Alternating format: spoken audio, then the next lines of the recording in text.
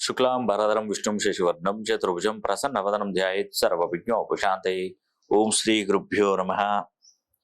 నమస్తే అండి, నేను మీ రామకృష్ణ హాన్, యాస్ట్రో న్యూమరాలజిస్ట్ని. అందరూ ఎలా ఉన్నారు?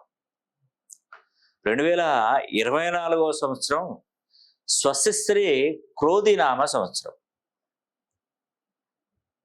ఈ క్రోధినామ సంవత్సరంలో కోట్లకు పడగలిగితే రాసులు ఉన్నాయి. 3 రాసులు చెప్తారండి. ఖచ్చితంగా 2024వ సంవత్సరం మళ్ళీ ఈ సంవత్సరం చివరికల్లా, అంటే మనకు ఉగాది మళ్ళీ వచ్చి నెక్స్ట్ వచ్చే ఉగాది వరకు, ఈ ఉగాది నుండి స్టార్ట్ అయితే మళ్ళీ నెక్స్ట్ వచ్చే ఉగాది వరకు సుమారుగా మినిమం కోటీశ్వర్లు అవుతారు, కోట్లు సంపాదిస్తారు. ఖచ్చితంగా చెప్తున్నారు. మనకు అదృష్టం ఉండాలి, కానీ డబ్బు ఎంతలండి, ఎంతగా సంపాదించవచ్చు మనం? అదృష్టం ఉండాలి, చేసే ప్రతి పనిలో విజయం కలగాలి. అందరికీ డబ్బులు ఉంటాయి, కొందరు బిజినెస్ పెడతారు, లాస్ ఏర్పడుతుంది. కొందరు కొద్ది డబ్బుతో ఉంటుంది, ఆ బిజినెస్ పెట్టి ఉన్నది పోగొడతారు. అసలు ఏం డబ్బు లేకుండా మాట పెట్టుబడి పెట్టి సంపాదించే వాళ్ళు కూడా కోట్లు సంపాదించిన వాళ్ళు చాలా మంది ఉన్నారు. నిజమండి. ఒక వ్యక్తి, మీరు నమ్ముతారో నమ్మరో, నా దగ్గరకు వచ్చి కరెక్షన్ తీసుకుని నేను గర్వంగా చెప్పుకుంటాను. ఒక అపార్ట్మెంట్లో ఐరన్ షాప్ చేసుకుంటాడు. వాళ్ళు రావులపాలెం, ఈస్ట్ గోదావరి, రావులపాలెం నుండి హైదరాబాద్కి వచ్చారు. డబ్బాలో ఐరన్ చేసుకుంటున్నాడు.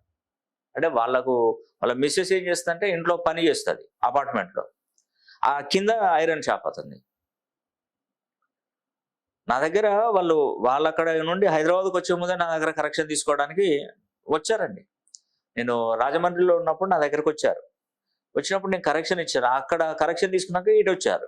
ఇటు వచ్చిన తర్వాత అక్కడ వాళ్ళకు ఉపాధి దొరికింది. ఆవిడకు ఇళ్లలో పనిచేస్తూ ఆమెకు ఒక 4-5 వేలు, ఇతనికి వాచ్మెన్ గా ఉన్నందుకు ఇతనికి ఒక 7-8 వేలు. ఇది ఇప్పటి విషయం కాదు, చాలా సంవత్సరాల విషయం అని చెప్తున్నా. వాళ్ళ మొత్తం మొత్తం కూడా ఒక 10,000-12,000 వస్తాయి మొత్తం ఇద్దరికి, భార్యాభర్తలకి. నేను కరెక్షన్ ఇచ్చిన తర్వాత ఇది చేసుకుంటూ ఇక్కడ ఏంటంటే ఆయన చేసుకునేటప్పుడు ఒక 2-3 వచ్చి, రోజుకు ఒక 2-3 వచ్చి ఈ రూమ్లో, ఈ అపార్ట్మెంట్లో ఏమన్నా రూమ్స్ దొరుకుతాయని చెప్పేసి అడగడం, లేదంటే ఈ పక్కన ఎక్కడైనా రూమ్స్ ఉంటే దొరుకుతాయని అడగడం. ఒక రోజుకి 2-3. ఇతను ఏం చేశాడంటే, ఇతనికి ఐడియా వచ్చింది, రోజు అడిగిపోతున్నారు కదా అని చెప్పేసి ఏం చేశాడంటే, ఎక్కడెక్కడ అపార్ట్మెంట్స్ ఉన్నాయో అక్కడక్కడ అన్ని రూమ్స్ అన్ని తెలుసుకొని రెడీలో పెట్టుకొని, వాళ్ళు రాగానే ఇక్కడ పలానా రూమ్ ఉందంటే ఇక్కడ ఉంది రూమ్ చూపించి అక్కడ వాళ్ళని షిఫ్ట్ అయ్యే విధంగా చేసి దానికి సంబంధించిన ఎంతో కొంత కమిషన్ తీసుకున్నాడు. అలా రోజు ఇట్లా చాలా వస్తుంటే ఇతను ఏం చేశాడంటే కమిషన్ తీసుకోవడం మొదలుపెట్టాడు.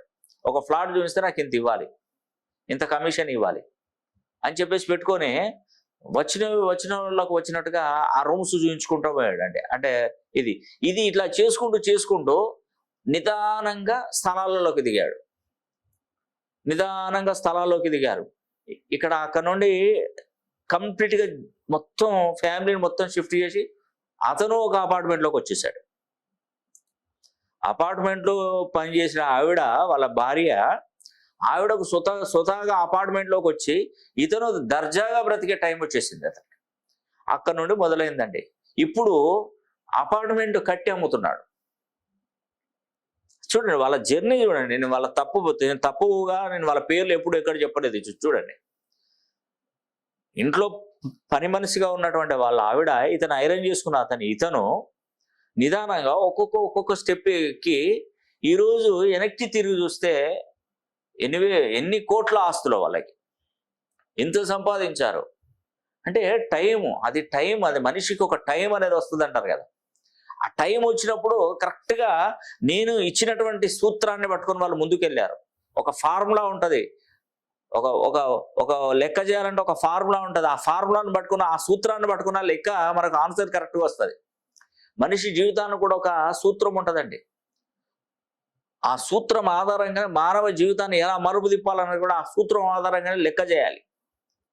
అది మన పేరులో ఉన్నటువంటి బలం, మన date of birth, destiny number, రాశి, నక్షత్ర, లగ్నము, ఇవన్నీ ఎవ్రీథింగ్ మొత్తం కూడా ఈ సూత్రానికి ఆధారపడి ఉంటాయండి.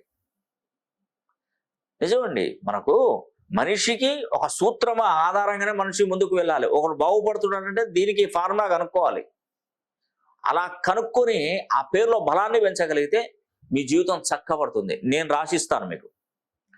మీరు ఏం టెన్షన్ అసలు ఆ అక్కడ ఉన్నటువంటి పరిస్థితుల నుండి ఒక రేంజ్కి ఎదిగి ఈరోజు ఒక రియల్ ఎస్టేట్ వ్యాపారిగా, ఒక బిల్డర్గా, ఒక కన్స్ట్రక్షన్ చేస్తున్నాడంటే అది మామూలు విషయం కాదండి. ఇదంతా జరిగి ఎన్ని సంవత్సరాలు అవుతుందండి? ఒక 20 సంవత్సరాలు అవుతుంది అంతే. 20 years. కోటీశ్వరుడు అండి. ఏమి లేని పరిస్థితిలో ఉన్నటువంటి 20 yearsలో ఈరోజు కోట్లకు పడగలెత్తారు. టైం భగవంతుడు కల్పించాడు. మా ఆశీస్సులు ఎప్పుడు కలిగి ఉన్నాడు. మంచి నా నోటి వాక్కు ఫలించింది అతనికి. అవునండి. మంచితనంలో ఉన్నాను. 100 కోట్లు సంపాదించని, 500 కోట్లు సంపాదించని, భారతదేశాన్ని కొనేంత సంపాదించని నేను సంతోషపడతాను. ఈర్ష్యపడను, ద్వేషపడను, కోపం చేయను. అయ్యో ఇంత సంపాదిస్తాడని నేను ఈర్ష్య పెట్టుకోను.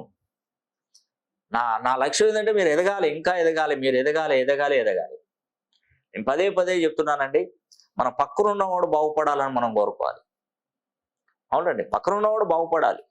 ఎక్కడో ఉన్నటువంటి భారతదేశం వేరే దేశంలో ఉన్నటువంటి ఎలాన్ మాస్క్ బాగుపడితే నాకేం వస్తుందా? ఎలాన్ మాస్క్ అంటే ప్రపంచ కోటీశ్వరుడు. ఎలాన్ మాస్క్ అతను బాగుపడితే నాకేమన్నా వస్తుందా? అతనికి నేనెందుకు చేయాలి? నా పక్కన ఉన్నవాడు బాగుపడాలి ఫస్ట్. రేపు పొద్దున నాకు ఏదైనా ప్రాబ్లం వస్తే నా పక్కన ఉన్నవాడు వచ్చి వెనక నిలబడతాడు. నాకు అవసరమైతే 10 పైసలు సహాయం చేస్తాడు. అందుకే నేను వాడు బాగుపడాలని, నా పక్కన ఉన్నవాడు బాగుపడాలని కోరుకుంటాను. ఎక్కడో ఉన్నవాడు బాగుపడితే నాకేం సంబంధం? అందుకే చెప్తున్నానండి, మన పక్కన ఉన్నవాడు ఎదగాలని మనం కోరుకోవాలి. వాడు బాగుపడాలి, 10 మందిలో ఉండాలి, నంబర్ 1 పొజిషన్లో ఉండాలి. మనకు తెలిసినవాడు, తెలియని వాడు ఎదగడం కంటే తెలిసిన వాడు ఎదగడం మంచిది. కానీ ఈ రోజులలో ఏముందండి, ఒక ఆవిడ జామ చెట్టు పెంచింది. జామ చెట్టు వీళ్ళ దాంట్లో పెరిగి ఆకులు వాళ్ళ దాంట్లో పడుతున్నాయని చెప్పేసి ఆవిడ ఏం చేసిందంటే, ఆ చెట్టును పెద్ద మనుషుల సమక్షంలో పెట్టి ఆ చెట్టును కొట్టేపించింది. చూసారా? నీడనిచ్చే చెట్టు, పండు ఫలాలనిచ్చే చెట్టు. ఆవిడ చెప్పింది కూడా పాపం, అమ్మా ఈ చెట్టు మా దానిలోనే ఉంది, నీ దాంట్లో ఆకులు పడుతున్నాయి, నీ దానిలోకి వచ్చేసినాయి, కాబట్టి ఈ చెట్టు మనం ఇద్దరం యూజ్ చేసుకుందాం. నువ్వు తిను పళ్ళు, మేము తింటాం, చక్కగా ఇద్దరం పంచుకుందాం. చెట్టు మాదైనా కూడా మనం ఇద్దరం కలిసి ఆ చెట్టు ఫలాలను తీసుకుందాం అంటే, లేదు నేను ఓడవలేకపోతున్నాను, నాకెందుకు ఈ దరిద్రం, కొట్టేసేయని చెప్పేస్తే లాస్ట్కి ఏమైందండి పరిస్థితి? ఎంత ఇబ్బంది అంటే పచ్చని చెట్టును కొట్టేపించింది. అంటే అవకాశం భగవంతుడు మళ్ళా వేరే రూపంలో కల్పిస్తాడండి. అదేం లేదు, ఆవిడకు తగిన శాస్తి చేయాలని ఏం చేశాడంటే భగవంతుడు, వాళ్ళ ఆయన ఒక హార్ట్ అటాక్ వచ్చే విధంగా చేసింది. వాళ్ళ పిల్లలు అమెరికాలో ఉన్నాడు, హార్ట్ అటాక్ వచ్చేసింది ఆవిడకి, వాళ్ళ భర్తకు. ఆ రాత్రి ఎవరు సహాయం చేయలేక రాలేక మళ్ళీ ఏం చేశారు, మళ్ళీ పక్కన వాడే కావాల్సి వచ్చాడు. ఇంత గొడవ పడ్డారా, వాడు పక్కన కావాలి. మళ్ళీ అయ్యా నా భర్తకు వచ్చింది, మీరు వచ్చి కాపాడండి అంటే ఇమ్మీడియట్గా ఆ కారు తీసుకొని ఆ కారులో వేసుకొని వెళ్ళిపోయారు హాస్పిటల్కి, బతికారు. వాళ్ళ కొడుకులు కూతుళ్ళు వాళ్ళందరూ చూడడానికి వచ్చినప్పుడు వీళ్ళను చాలా సంతోషపడి చాలా మంచి చేశారు. అంటే భగవంతుడు కలిపాడు వాళ్ళను. అంటే చెప్తున్నాను, ఒక విధంగా మనిషికి మనిషి సాయం చేసుకోవాలండి ఈ రోజులలో. నేను పెద్ద మాటలు మాట్లాడుతున్నా, పెద్ద అదిగా అనుకోవద్దండి. మనిషికి మనిషి సహాయం అనేది ఎంతో ఇంపార్టెంట్. కష్టకాలాల్లో ఉన్నటువంటి వారిని కొంచెం ఆదరియండి. మీరు చేసే ప్రయత్నము ఏం ఒమ్ము కాదండి, 100 రెట్ల మీకు మంచి జీవితం కలిగిస్తారు. మీ పిల్లలు బాగుపడతారు, వాళ్ళ పిల్లలు మీరు, మీ కుటుంబ సభ్యులకు ఆ పుణ్యఫలం దక్కుతుంది. నా ప్రయత్నం అదే, నేను చేసేది అదే. కష్టాలలో ఉన్నటువంటి వారికి కొంచెం ధైర్యం చెప్పడానికి ప్రయత్నించండి. ఏమైతే నేను చూసుకుంటానులే అని ఒక్క మాట చెప్పండి, ఎంత సంతోషపడతారు. ఈ రోజులలో ఆత్మహత్యలు తగ్గితే మరణాల రేటు తగ్గిపోతుంది. ఈ విధంగా ఈ రోజులలో హార్ట్ అటాక్స్ ఎందుకు వస్తున్నాయండి? ఎందుకు వస్తున్నాయి చెప్పండి? టెన్షన్స్ భరించలేక, రుణ బాధలు తట్టుకోలేక, పిల్లలు చదవట్లేదు, వాళ్ళు సరైన మార్గంలోకి నడవట్లేదని బాధపడుతున్నటువంటి వారు ఎంతమంది హార్ట్ ఫెయిల్యూర్స్ అవుతున్నాయండి. ఒకప్పుడు పూర్వకాలంలో హార్ట్ అటాక్ అంటే తెలియదు ఎవరికి, గుండె నొప్పి, అసలు మరణించిన వాళ్ళే లేరు. ఈ మధ్యకాలంలో ఎందుకు ఇవన్నీ జరుగుతున్నాయి? రాత్రి పడుకొని అట్లనే పోయిండని చెప్పేసి అకస్మాత్తుగా చనిపోయిండని, ఇవన్నీ ఏంటండి? ఇవన్నీ స్ట్రెస్, మానవునికి స్ట్రెస్, దానివల్లనే ఇదంతా జరుగుతుంది. అంటే ఫస్ట్ ఆ స్ట్రెస్ను తగ్గించుకునే ప్రయత్నం చేయండి. తగ్గించుకుంటే మీకు అంతా క్లియర్ అయిపోతుంది, మొత్తం ఎవ్రీథింగ్ క్లియర్ అవుతుంది.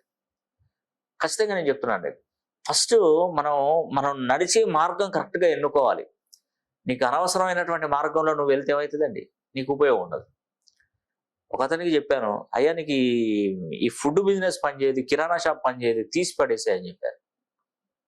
ఇది వర్కౌట్ కాదు అని చెప్పేసి బిజినెస్ బాగా ఆర్భాటంగా పెట్టాడు. పెడితే పోయింది, ఆయన నడవలేదు. ఆ ప్లేస్ కరెక్ట్ కాలేదు, అతని షాప్ కరెక్ట్ పెట్టలేదు, అతనికి పడలేదు, మొత్తం లక్షలు లాస్ అయిపోయాడు. మొత్తం టోటల్ జీరో. పెట్టిన తర్వాత కొద్ది రోజులకి ఏమైందంటే రోడ్డు వెడల్పు కార్యక్రమంలో ఈయన షాప్ మొత్తం మొత్తం పోయింది, షాప్ పోయింది. అది పోతే అది వేరే కాడ తీసుకుపెడితే దానికి ఇంటీరియర్స్, ఆ ఖర్చులు ఈ ఖర్చు మొత్తం ఊరేసుకొని చచ్చిపోయే కాడికి వచ్చింది. చెప్పంగా వినని వాళ్ళు చెడంగా చూడాలంటారు. చెప్తే వినకపోతే చెడంగా చూడాలి. నాకు మీ మీద ఉన్న కోపం అండి ఏముంటది, మీ మీద నాకు ఎందుకు కోపం ఉంటుంది చెప్పండి, ఒకసారి ఆలోచించండి. మీరు బాగుపడాలి, మీరు బాగుపడి ఇంకో 10 మందిని బాగుపరచాలి, నా గురించి చెప్పాలి మీరు.